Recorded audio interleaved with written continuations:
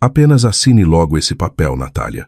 Os lucros da empresa do seu irmão são a nossa única chance de bancar aquele condomínio resort de luxo no litoral. Minha mãe sussurrou isso bem no meu ouvido, apertando meu ombro com tanta força que com certeza deixaria uma marca roxa. Ela não estava me confortando. Estava me coagindo. Sobre a pesada mesa de madeira do cartório, repousava uma escritura de cessão de direitos, um documento que exigia que eu abrisse mão dos meus 20% de herança na nossa casa da família por absolutamente nada.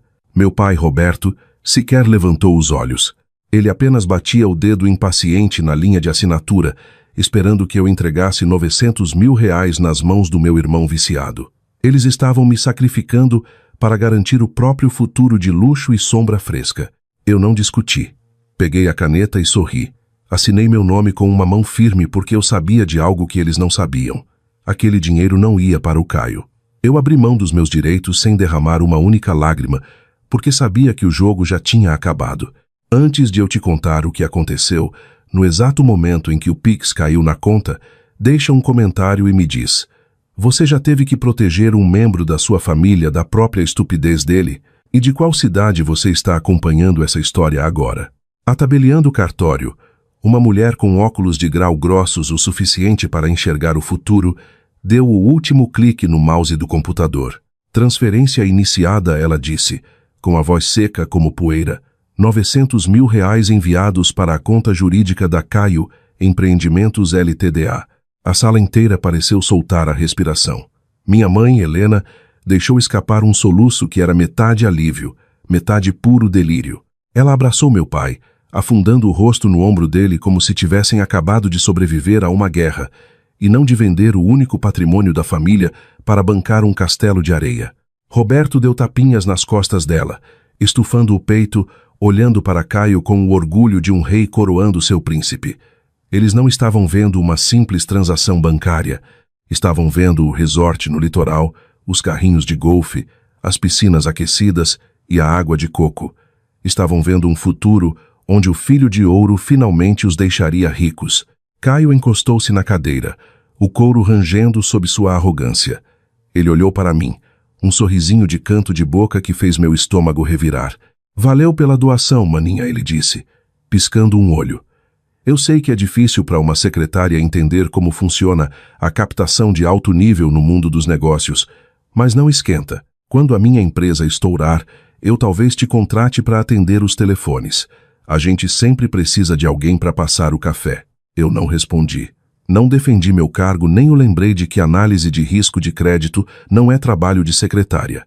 Eu apenas abri meu notebook. Ele já estava ali, sobre a mesa na minha frente, em modo de suspensão. A tela acendeu, refletindo na madeira polida. Para eles, provavelmente parecia que eu estava checando e-mails, escondendo minha humilhação no trabalho. Mas eu não estava checando e-mail. Eu estava logada no portal de pessoa jurídica do banco. Essa era a parte que eles sempre esqueciam.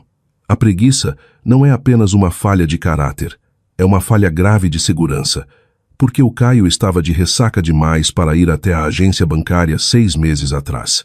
Ele tinha me implorado para abrir o CNPJ e a conta da empresa dele no mesmo banco onde eu guardo minhas economias pessoais. Ele queria tudo rápido, não queria lidar com a burocracia. Portanto, as transferências não eram DOCs ou TEDs que demoravam a compensar. Eram internas. Eram instantâneas. Eu encarei a tela. O saldo no painel da Caio Empreendimentos Ltda piscou. Então, atualizou. R$900 mil,00. Verde e lindo. O dinheiro da casa tinha chegado. Caio estava ocupado batendo na mão do nosso pai. Rumo ao topo, pai, ele gritou. A primeira rodada de chopp hoje é por minha conta. Eu movi o cursor do mouse. Eu já havia deixado a transferência configurada 3 dias atrás.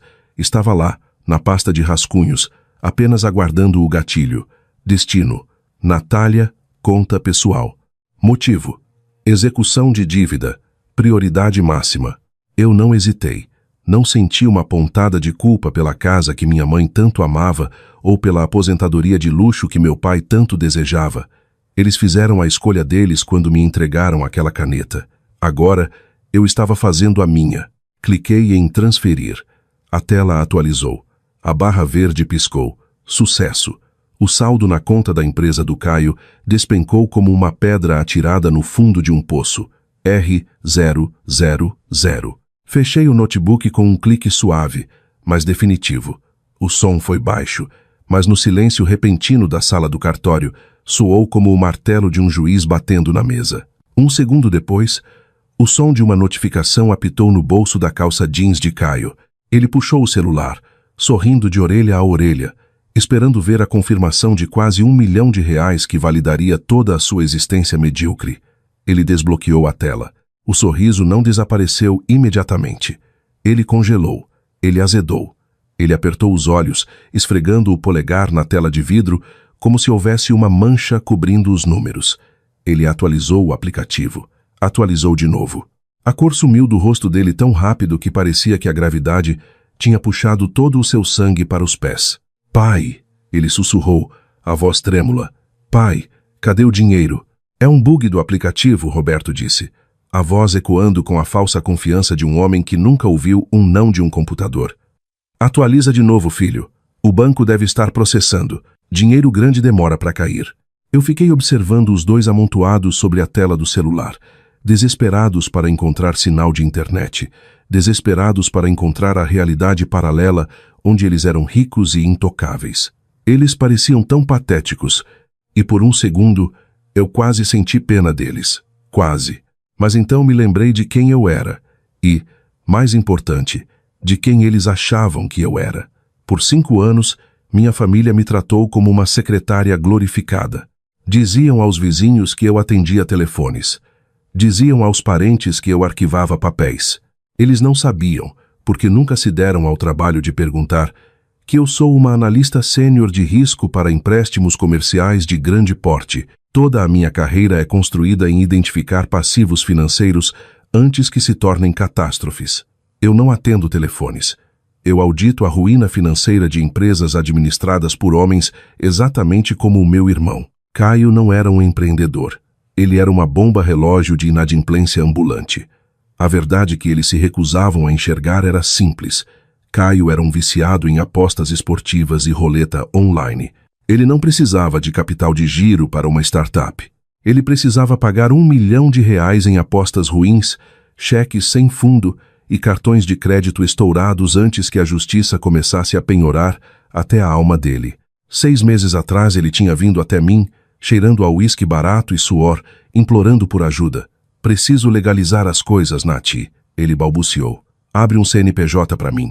Você é boa com essas burocracias chatas.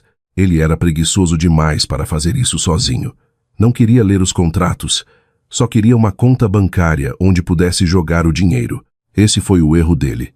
A preguiça é a arquiteta da ruína. Lembrei-me de estar sentada na minha cozinha, redigindo o contrato social da Caio Empreendimentos Ltda. Eu não usei um modelo padrão da internet. Eu escrevi a cláusula 4,2 para mim mesma. Ela afirmava que a administradora tem total discrição para reter e distribuir fundos a fim de quitar quaisquer dívidas contraídas pelo sócio junto à administradora. E então veio a configuração de segurança do banco. Lembrei-me de entregar o celular a ele quando o banco enviou o token de autenticação em 2 fatores.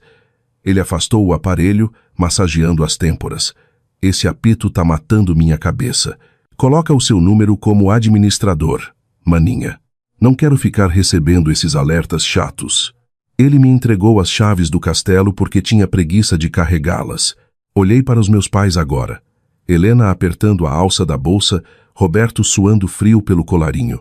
Eles sabiam que o Caio era um desastre.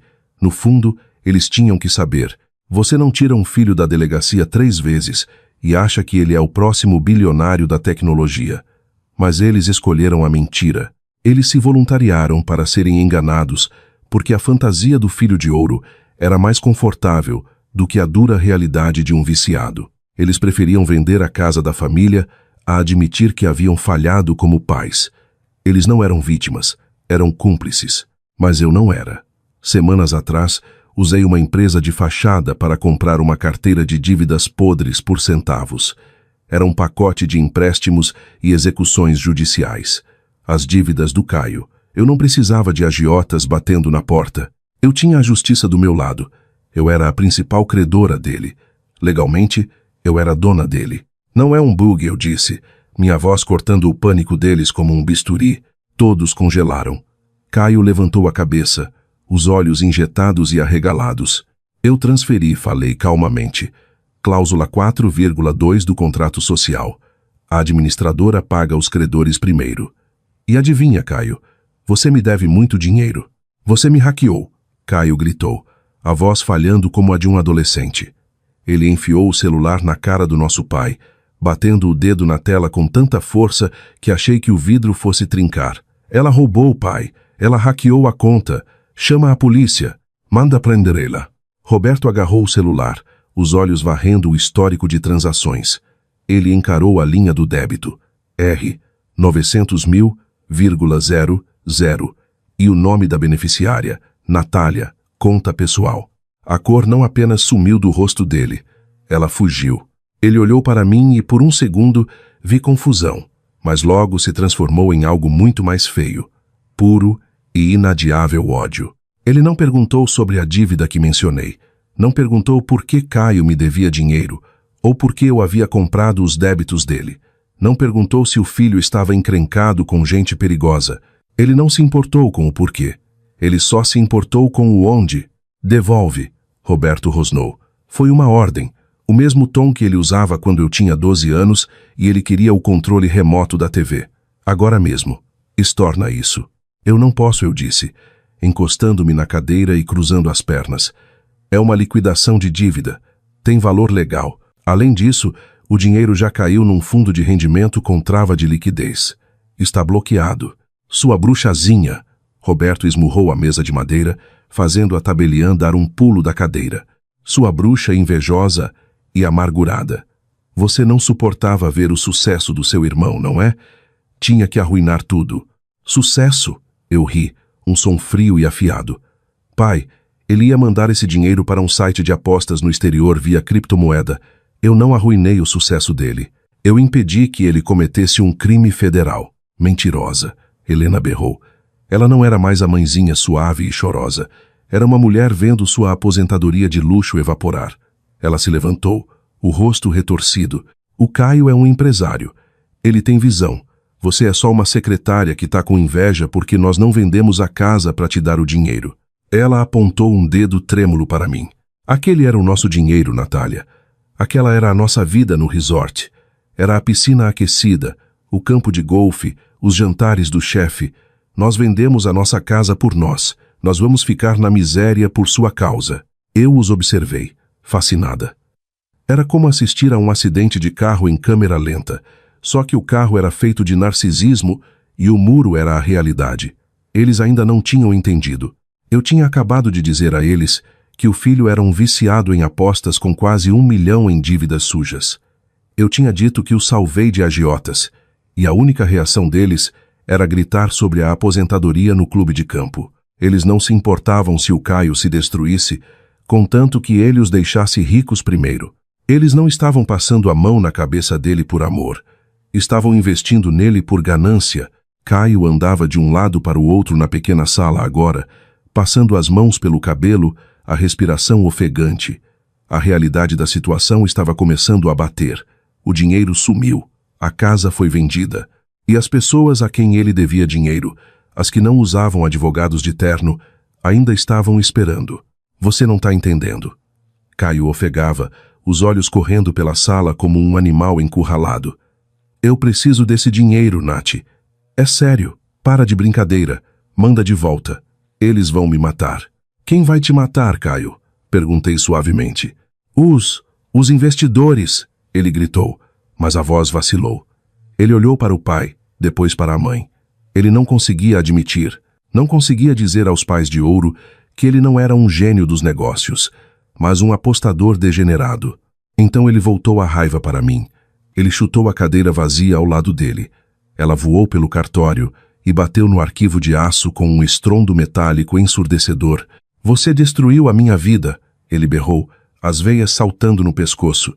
A tabeliã se levantou, pálida, esticando a mão para o telefone fixo na mesa. Vou chamar a segurança do prédio. Não ouse.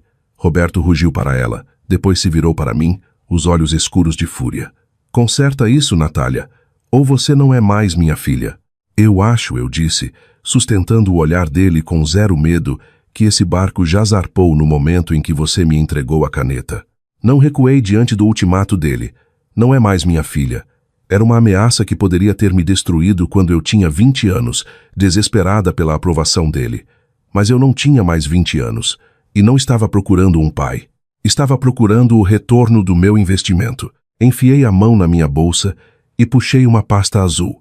Era grossa, pesada com o peso de recibos, contratos e as péssimas escolhas de vida de um homem que achava que o mundo lhe devia tudo.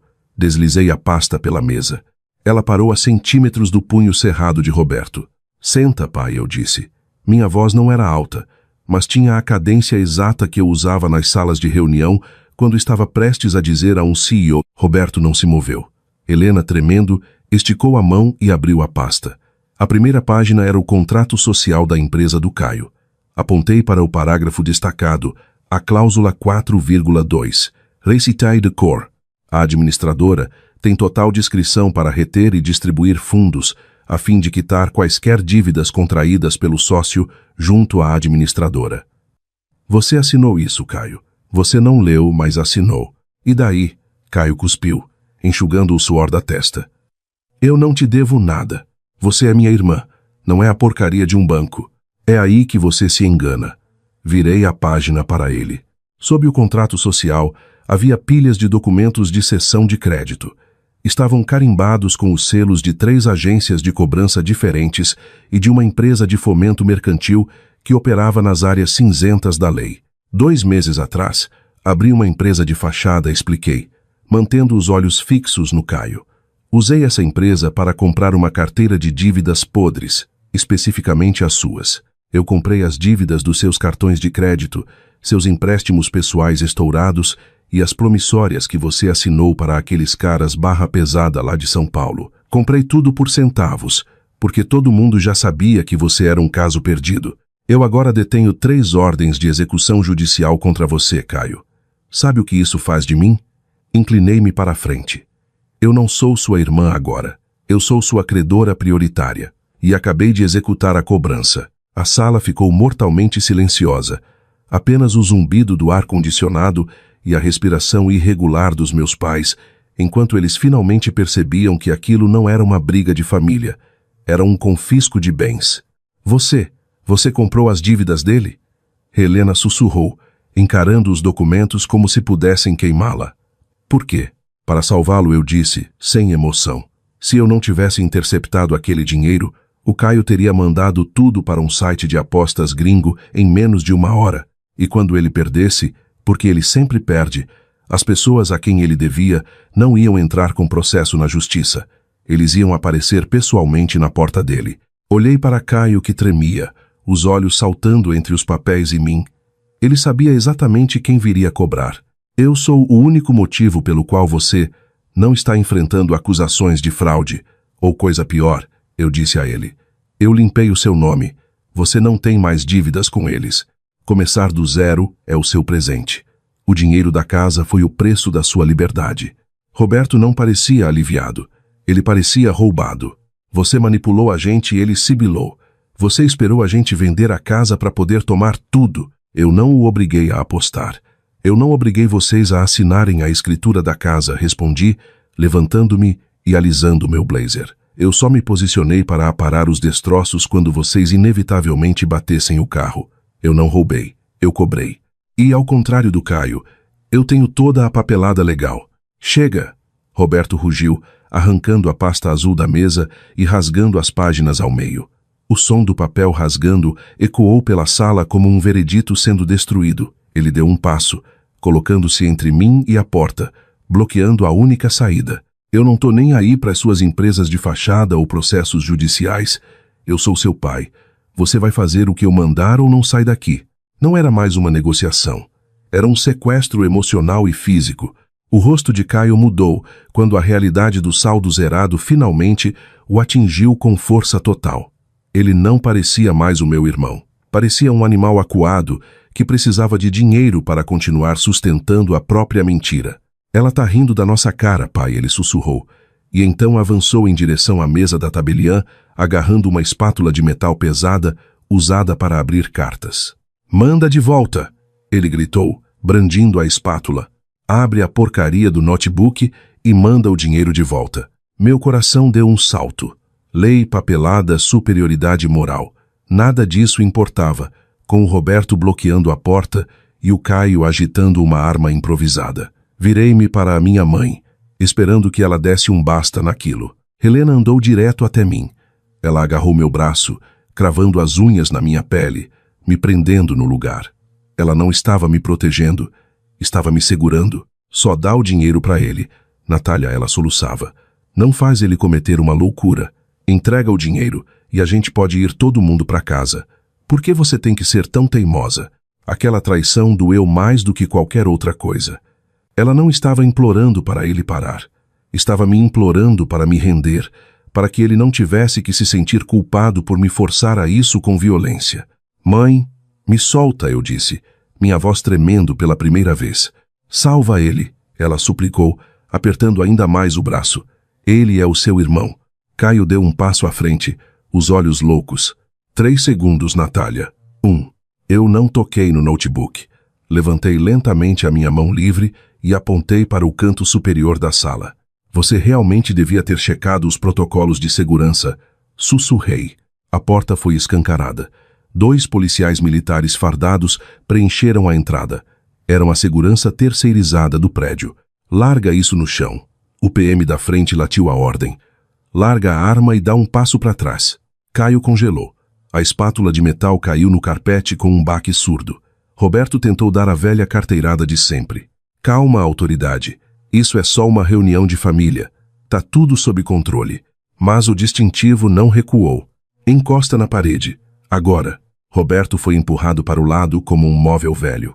O segundo policial agarrou o Caio, virou-o de costas e colocou as algemas. O clique frio do metal cortou direto o grito agudo de Helena. Não machuca ele. Ele é um menino bom. Ela chorou, soltando meu braço para tentar correr até eles. Eu me levantei, o braço latejando onde as unhas dela haviam deixado marcas fundas. Peguei minha bolsa. O policial olhou para as meias-luas vermelhas na minha pele, os papéis rasgados no chão, a espátula largada. A senhora está ferida? Ele perguntou. Estou bem, respondi, firme. Ele não encostou nela. Helena soluçava aos prantos. Natália, fala para eles que foi um mal-entendido. Eu olhei para ela, aterrorizada.